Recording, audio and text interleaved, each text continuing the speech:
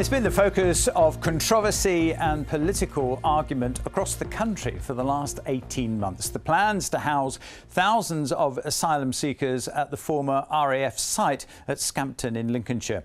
But this afternoon came the announcement that those plans have been scrapped. In March last year, the Home Office confirmed that it wanted to use the base, and 5 months later, portable buildings were moved in.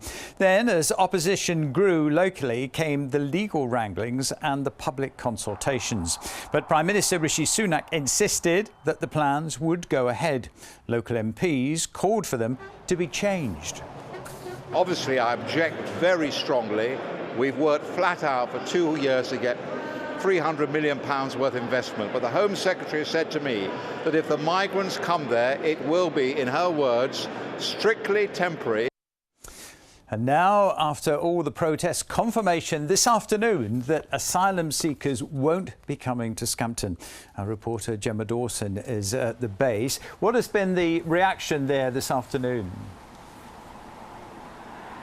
Well, people here tonight, Peter, are absolutely delighted. There's been almost a party atmosphere here at the gates of the former RAF Scampton site, former home of the Dambusters and the Red Arrows. People hugging each other, getting quite emotional. They even had a sign that said, "We've won." Now, since these plans were first announced 18 months ago, there's been quite a big campaign against them. There's even been a makeshift camp outside the front of the gates, and emotions have run high at times. But today, that news from the Home Office that plans to house asylum seekers here at RAF Scampton have been scrapped. They say that they don't represent value for money for the taxpayer and would end up costing £122 million by the end of 2027. Well, a little later, I spoke to some of the people here at the gates to get their reaction. Just the most fabulous news ever. We've waited 18 months for this decision. Fabulous. It's the right choice because we've got this iconic base back. 18 months of my life. Yeah, I'm delighted. It's the right decision. I just can't believe it. It's brilliant. Best news I've heard for a long time. Well, tonight, the local Conservative MP, Sir Edward Leigh, has told us he's absolutely delighted and says that it's been a 2-year battle. Someone who knows all about that is Sarah Carter, who joins me now. Sarah, you've been campaigning here from the start. What's your reaction tonight? Oh, absolutely ecstatic. I mean, yeah, I can't find enough words. I don't think it's properly sunk in yet because I've been so busy trying to make sure that everybody knows. So I'm sure when I get home, it will hit me. What do you hope happens here at the site now, then? Well, Scampton Holdings Limited are currently putting a press release together to say that to reassure people that they're still in with the regeneration and the investment is still there. So, you know, we're looking forward to seeing that start. Brilliant. Sarah, thank you so much. We know, of course, that plans for this site are going to be talked about for the days and weeks to come. But here tonight, people are very happy, Peter. Gemma, thank you very much indeed. Well, a short time ago, I spoke to the Lincoln MP, Hamish Falconer, about his government's announcement. Mr Falconer, what suddenly happened then to make this change of mind? And obviously, you will be delighted. I'm delighted by the news. This has been, as you know, we've spoken about this many times.